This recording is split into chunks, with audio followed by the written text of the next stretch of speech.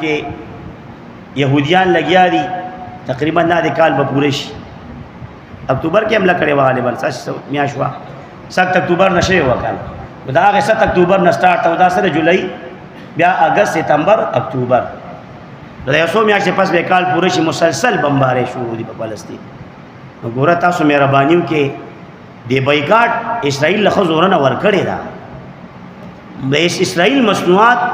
مه استعمالوئ د دې باقاعده شیرز دي د دې سی دي دا ملټي نېشنل کمپنۍ د دې خپل قواعد دي د دې خپل اصول دي دا ډاکټر صاحب ناز دې په دې پوهېږي د ملټي نېشنل کمپنۍ چې څومره پراډکټس په څونه وطنونو کې د هغې کمپنۍ کار کوي د هغې ډیلران دي د هغې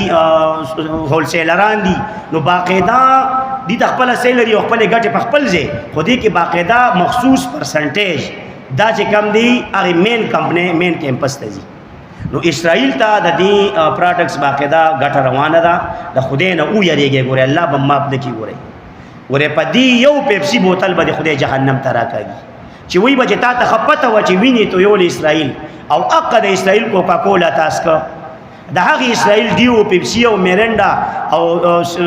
دغه سپرایټ او سیوانپ او دا بلا بتر ایریل سرف دي دغه شان ډو صابون شیمپو دی داسې چې څومره پراډکټس دي لیس چپس دي مهرباني وکړئ ګورئ ګوتې ولې دا اورس کروټې دي ګورئ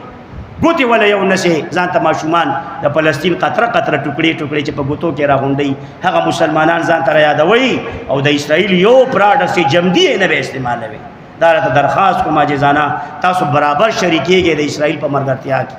باقاعده ستاسو د جیب ګټه ګورئ اسرائیل ته روانه ده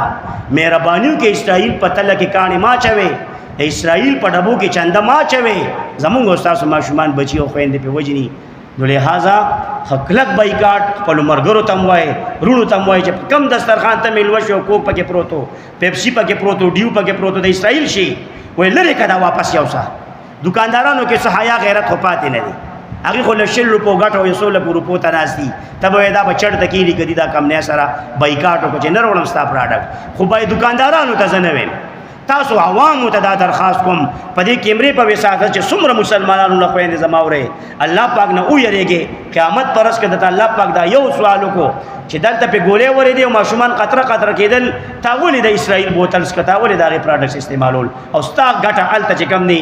روانه وه یهودیانو ته نو څه جواب به ورکوې نو لہذا عوام مکمل بایکاټو کې چې دکاندارانو سره دا شی څښا کېږي په خپله به یې بند کي نه به یې راوړي انشاءالله داسې به کوو که نه